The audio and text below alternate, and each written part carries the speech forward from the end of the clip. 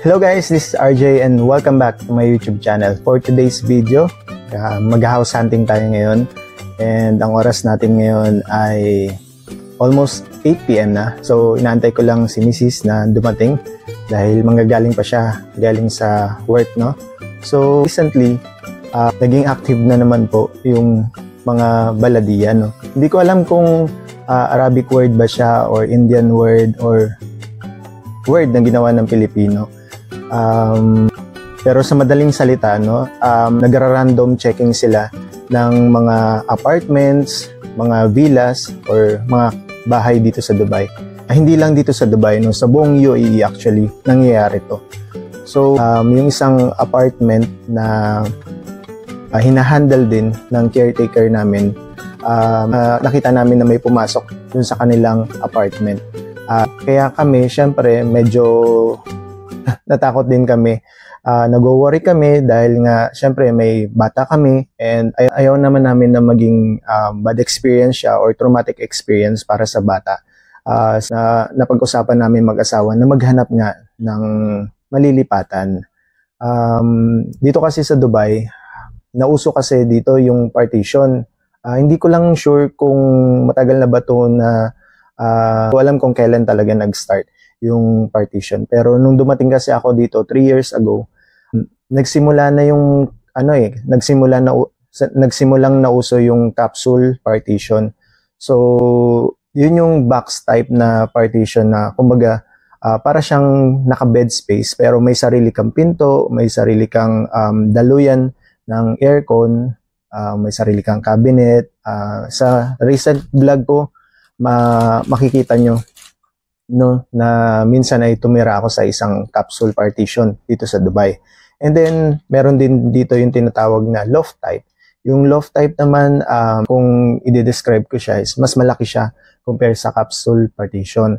Meron siyang bed, meron siyang cabinet, and for the space, yun nga, masasabi ko na mas malaki siya compare sa capsule partition na talagang pang single bed lang, no? Pero yung mga loft type na partition, mas maganda sila, mas maluwag sila, and nakatira din kami doon nang dumating naman dito yung family ko, no? Kasi nga mas cheapest pa din siya compare sa kukuha ka ng isang room or master bedroom or isang buong flat. So yung price range niya, para lang magkaroon kayo ng idea, no? Yung capsule partition, ang price range niya sa ngayon, nakadepende yun sa location. So dati 2 years ago, nung nakapag-capsule partition ako, ang price range niya ay nasa 500 to 600 dirhams. Depende na yan sa location. Pero ngayon, kapag mas malapit ka sa metro station, usually ang price range niya nag-start na ng 800 to 1,000. Ang loft partition naman, ang price range naman nun ay nag-start ng 1,400 or 1,600 to 2,000 plus. So, nakadepende naman doon kung solo ka or kung meron kang kasama. So, time naman namin na kumuha kami ng loft type na partition. Nung dumating yung wife ko and si Yana, yung binabayaran namin monthly is nasa 2,200. And ngayon naman, itong tinitira namin ay tinatawag natin na master bedroom. Okay? Para lang magkaroon kayo ng idea, no? So, apartment namin or dito sa loob ng flat namin, no, meron kasi siyang 3 bedrooms. So yung isa nakuha namin, may attached toilet na siya, and then yung isa naman nakuha dito sa kabila namin. So since malaki kasi yung buong flat, yung isang space ginawan nila ng partitions, and yun, dun nagkakaroon ng problema ngayon, no? Yung mga tinatawag natin partitions. Kapag maghahanap ka ng mga flat dito, it's either for families, yung flat na mahahanap mo, or bachelor type. Yung bachelor type, syempre, for single, or kumbaga, siguro mga 3 heads lang yung mga allowed. And for families naman, yun, yung mas malaki yung rooms, nasa 1 bedroom, 2 bedrooms, yung mga ganyan. Pero pagka mga bachelor type, yung mga studios na tinatawag natin, no? Studio rooms. So, yung nagiging problem ngayon, lalo na syempre tumataas nga yung expenses natin dito sa Dubai. Alam naman natin, no, aware naman kayo na isa yung Dubai sa pinaka-expensive na city sa buong mundo. Okay? Okay? So, kaya tayo, syempre, mga OFW tayo since hindi naman tayo makakakuha ng citizenship dito.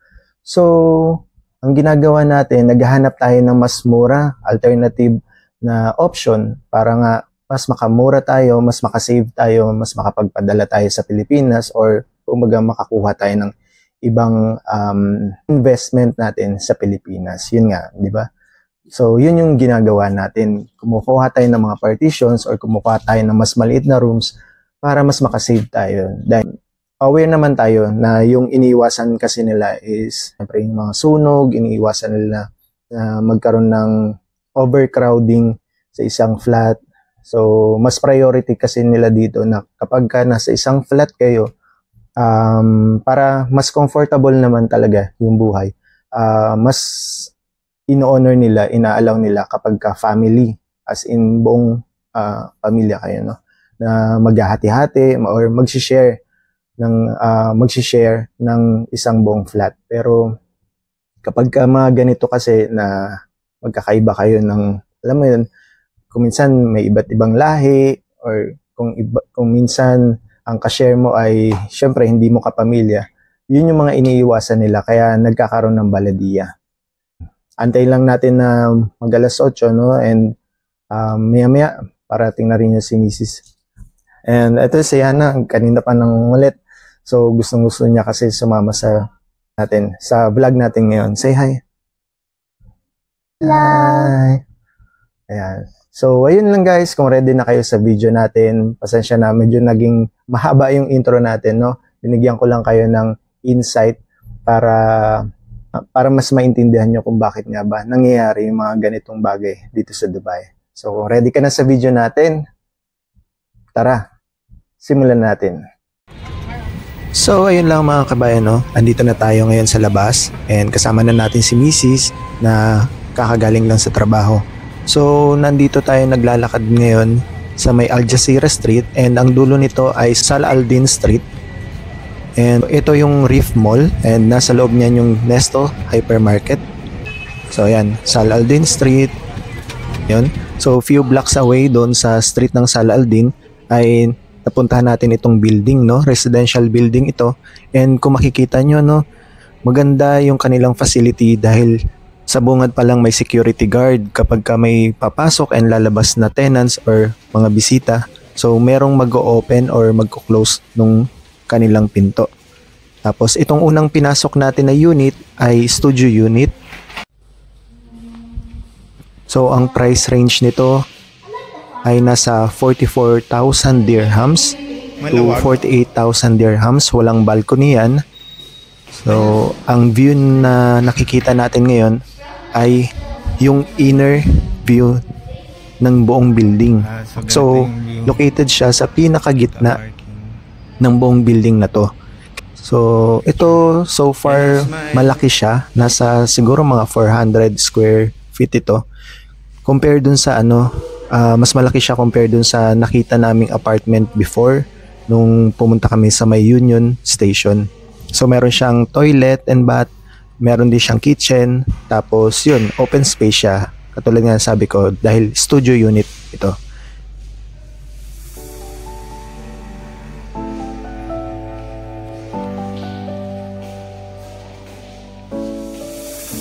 I've come so far away from home. There's no way I'm turning back. And ito namang pupuntahan natin na susunod ay one bedroom. Yung one bedroom naman, ang price range po nito ay nasa 65,000 to 68,500. For the whole year na po yun, no?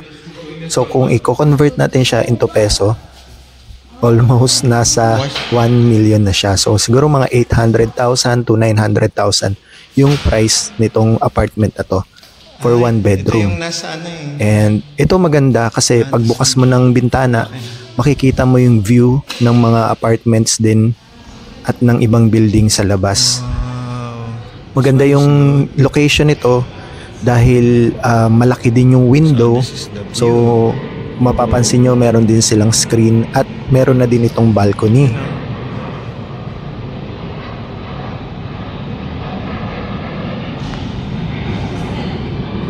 May access din doon sa kwarto. Ganda, may balcony. So syempre, dahil summer season na dito sa Dubai, itong balcony maganda rin siyang pagsampayan ng mga damit, no? And kapag ka winter naman, dito magandang tumambay. Lalo na tayo, syempre, minsan pagod tayo galing sa work. So naghahanap tayo ng spot kung saan tayo magpapahinga.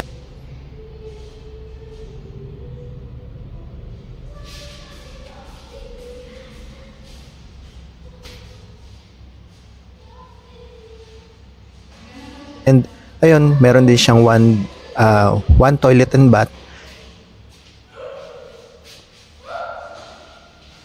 And katulad nga ng sabi ko dito, itong counter na to ng kitchen, ang isa sa pinakagusto ko dito sa mga apartments sa Dubai. Ito, magkaroon ng ganitong unit dito. May aircon, meron din siya aircon, merong sprinkler. Ayan. Gusto ko yung may countertop yung yung mga kitchen kasi feel mo talaga na nasa apartment ka. Kasi merong division, no? Merong division dun sa sala and dun sa kitchen. Unlike sa studio na open space lang siya. So kapag ka magluluto ka, may possibility na mangamoy siya or sumingaw yung amoy ng niluluto mo, no? So ayun. Kaya isa rin talaga sa target namin ay makakuha sana ng one bedroom.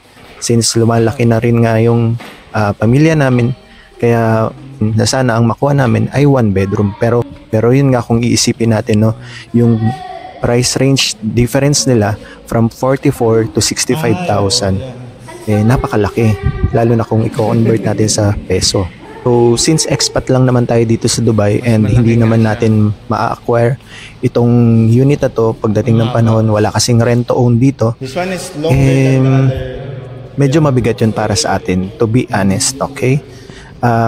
Syempre may mga savings din tayo na nilalaan para sa Pilipinas dahil naandun yung mga investment na kinuha natin, and kaya as much as possible, ang hinahanap talaga namin dito ay location-wise maganda dahil malapit sa lahat, no? Sa metro station, sa mall, and walking distance din siya sa school. And yun, syempre, ang isa sa pinaka iniisip natin ay makakuha ng magandang price ng apartment na hindi naman sobrang mahal, hindi rin naman sobrang mura. Pero kumbaga, masusulit natin yung pagstay, no? Habang nandito tayo sa Dubai. And itong pinapakita ko na video na to, ito yung pinaka, according dun sa security officer na kasama natin, no? Ito yung isa sa pinakamahal and pinakamalaking one bedroom unit nila dito. So siguro ang price range nito ay nasa 68,500. So dun sa mga normal size na one bedroom nila ay ang difference niya ay nasa 3,500. And malaki din po yun. So siguro into peso mga 45,000 pesos din yun. So pinakita lang sa atin ng security officer para at least i-compare natin siya doon sa mga nadaanan natin na one bedroom. And so far, sobrang laki talaga nito, no? Kung meron kang kapamilya dito sa Dubai and lahat kayo nag-work, magandang option itong makuha yung ganitong klase ng apartment.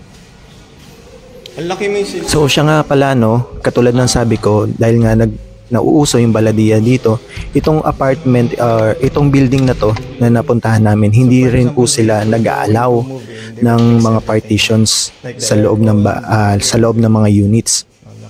So ang ginagawa nila, kailangan talagang families kayo or kailangan talaga relatives yung mga kakasama mo doon sa loob ng building. Medyo strict sila, no? Dahil ayaw din naman nila siyempre masira. Ayaw nila magka-fines. Lalo na nauuso nga ngayon yung mga baladiya. Malapit pa sa elevator. Saka sa tapanan ng basura. I've come so far away from home There's no way I'm turning back now. My destination is unknown, so I'll keep pushing, never slow down. A big blue sky, a pocket of dreams, a head full of hopes, possibilities. I'm taking a chance. So ngayon naman, naglalakad-lakad tayo dito sa may Sala Aldin kasi syempre at this time, siguro mga 9:30 PM na to ay nagugutom na din talaga kami. Ang kagandahan dito sa Dubai, nauso na talaga dito yung Jollibee. Isa yung Sala Aldin sa maswerte na nagkaroon ng Jollibee restaurant sa location nila. And katabi lang niya yung mismong Sala Aldin Metro Station. Kaya maganda. Ayan yung Sala Aldin Metro Station. Tapos ilang hakbang lang, makikita nyo na yung Jollibee. Itong Jollibee, kung hindi ako nagkakamali, kaka-open lang niya last year. Kaya maswerte yung mga Pinoy na nakatira malapit dito sa location na to, no? Dahil, yun nga, ma-feel mo talaga na parang nasa Pilipinas ka lang din. Ito yung Sala Aldin Metro Station. Ayun, syempre, dahil nasa Jollibee tayo, mas marami yung mga kabayan na nakikita natin compare sa ibang lahi. Pero ang maganda dito, napapansin ko sa Dubai, no? Meron na ding mga ibang lahi na tinatangkilik yung sariling food products katulad ng Jollibee. Tinatry talaga nila yung Jollibee and nagugustuhan nila, no?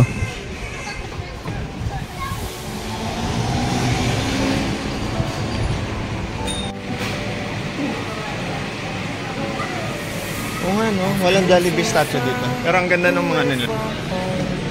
There's no way I'm turning back now. My destination is unknown, so I'll keep pushing, slow down. A big blue sky, a big dreams, a head full of hopes, possibilities. I'm taking Kain. chance to reach for the stars. Yan na, tara, kain tayo. If I fall, and I'll get back up, try again, come back stronger than a wall. If Bill can stop me, Sa Jollibee. let's keep chasing Sa Jollibee, dito sa Dubai. Dali. Let's go beyond, push the Uy. limits, take flight, we'll break through the sky, and go beyond. Ano to, commercial? With every step Nakain. Spicy chicken. Original crispy chicken. Spaghetti. Hamburger. Extra rice. Has meron sila dito. Dito mo lang sa Dubai mabibili. Dito mo lang sa Dubai mabibili yung kunafa sundae. Yan. 9 dirhams.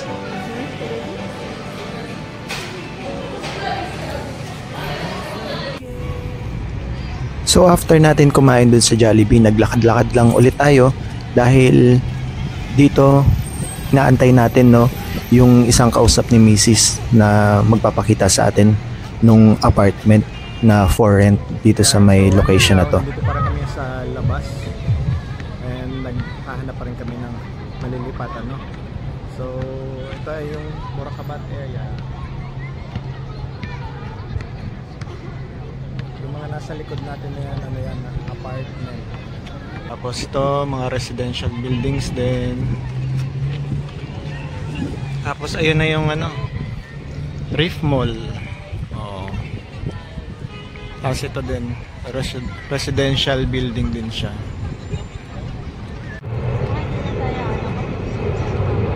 Oh.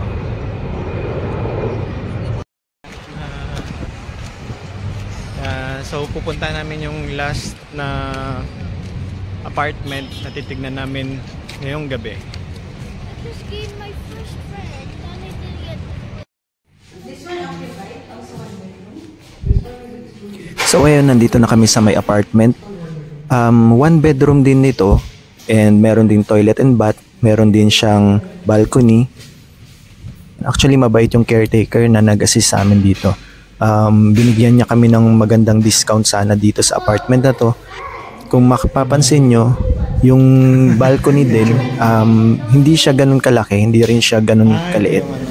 Medyo pa-triangular shape siya.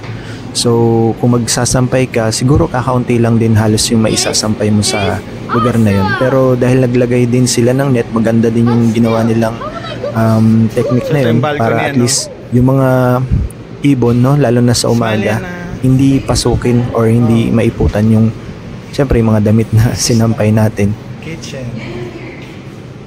Yung room niya actually malaki din.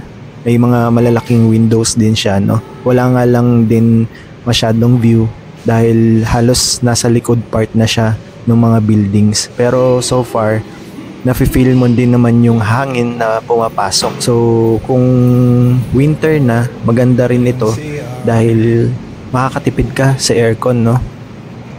Dahil bubuksan mo lang yung mga bintana, ipapasok na fresh air dun sa buong unit mo.